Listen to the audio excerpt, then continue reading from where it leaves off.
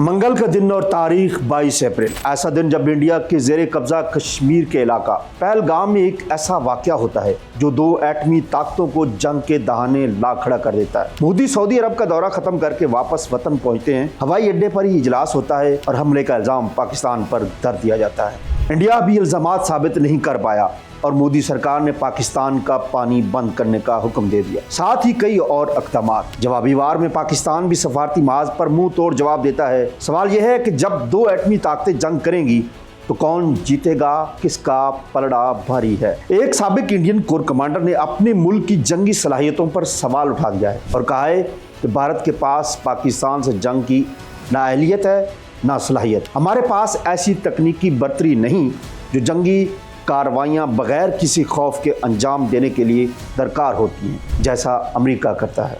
India के पास कितने एटमी हथियार हैं और पाकिस्तान के पास क्या ताकत। 2023 में दी इकोनॉमिक टाइम्स की एक रिपोर्ट बताती है कि पाकिस्तान के पास 170 न्यूक्लियर हथियार हैं अब तक, जिनकी तादाद तकरीबन 200 हो चुकी है। दूसरी जानिब फेडरेशन ऑफ अमेरिकन साइंटिस्ट ने 26 मार्च 2025 को एक रिपोर्ट शाये की जिसमें बताया गया कि इंडिया के पास 180 न्यूक्लियर हथियार मौजूद है। सवाल यह है कि पाकिस्तान और भारत के दरमियान जंगों में क्या होता रहा। कहानी शुरू होती है 1947 से, जब तकसीम के फौरन बाद पहली जंग हुई कश्मीर पर, जिसे बानी पाकिस्तान ने मुल्क की शहरक कहा था। नतीजा ये निकला कि एक आर्जी जंग बंदी और एक मुस्तकिल मसला जो आज भी अपने हल के लिए आलमी अदालतों के चक्कर काट रहा है। 1965 में चांद और इसकी चांदनी गवाह है जब रात के अंधेरे में इंडिया ने पाकिस्तान पर हमला कर दिया। लाहौर की फजा धमाकों की घनगर्ज से गूंजती रही। दोनों जानब से शदीद लड़ाई हुई।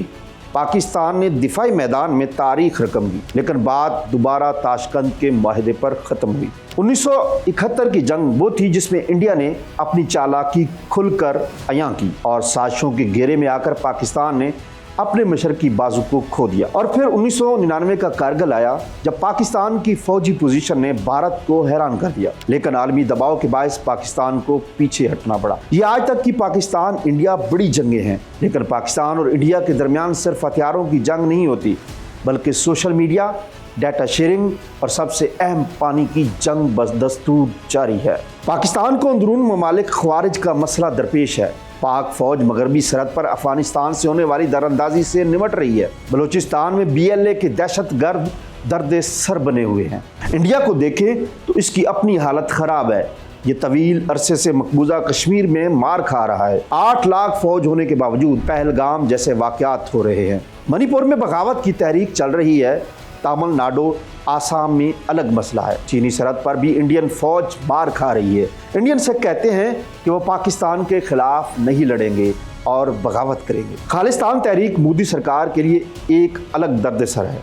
अगर देखें तो पाकिस्तान में सियासी इस्तेहकाम है और पूरी सियासी और अस्करी क़यादत एक पेज पर है, मगर इंडियन वज़ीर आज़म को सियासी मुखालफत का सामना है। इंडिया के संजीदा सहाफ़ी हल्के भी मोदी के इक़दामात को ड्रामा करार दे रहे हैं। सवाल ये है कि ऐसे हालात में क्या वाकई जंग हो सकती है। मौजूदा दौर में जंग गोलियों, टैंकों और बारूद से नहीं, बल्कि मईशत, डाटा और अब दरियाओं पर पाबंदियां लगाना है।